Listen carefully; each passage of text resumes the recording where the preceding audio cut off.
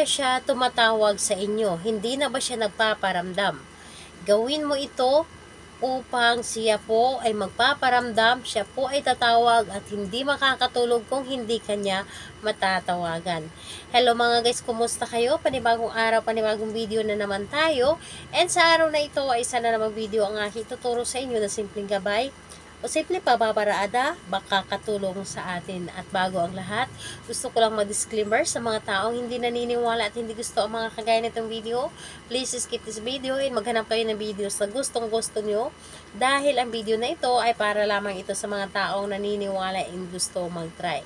Sa lahat po ng mga nagko-comment po dito sa aking video, dito sa loob ng aking channel, mag-ingat sa lahat ng mga nagre-reply sa inyo na dinadala kayo sa akin ng WhatsApp, Imo app upang makaiwas po tayo sa scam.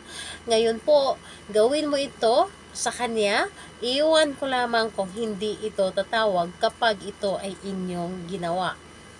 Ito ay pwedeng gawin sa parehas ang kasarian, babae ito babae and lalaki ito lalaki. Siyempre naman sa ating babae at lalaki na mag-partner. And pwedeng-pwede itong gawin kahit na kayo ay magkalapit at magka-LDR sa isa't isa.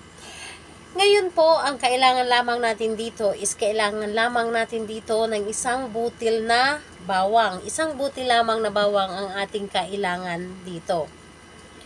Pwedeng nabalatan at pwede ring hindi nabalatan.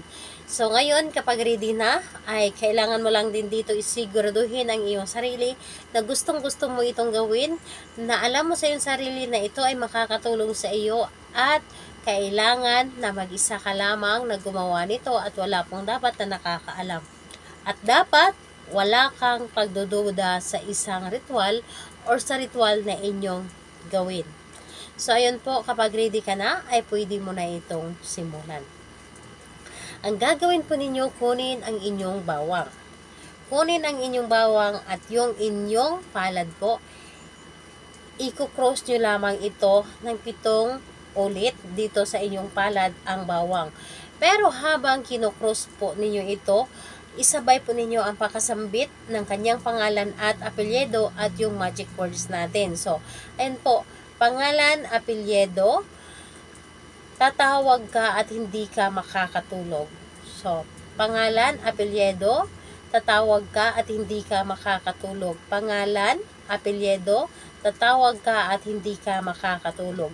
So, habang kinocross po ninyo, dapat po 7 bisis po itong kinocross dito sa inyong palad ang bawang at 7 bisis din po na sasambitin yung pangalan at apelyido ng inyong target.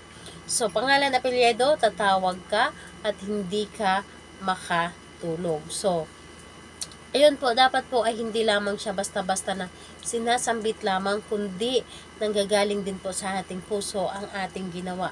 Dapat po ay nasa puso o nanggagaling talaga sa ating puso ang ating mga sinasabi para mas mabilis itong mapapakinggan ng universe, para mas mabilis itong gumana.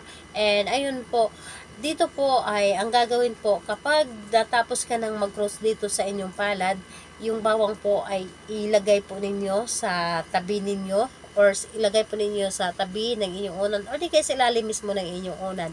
Pero dapat tandaan ninyo ito lalo na kapag meron na kayong mga bawang doon sa ilalim ng inyong unan na nilalagay.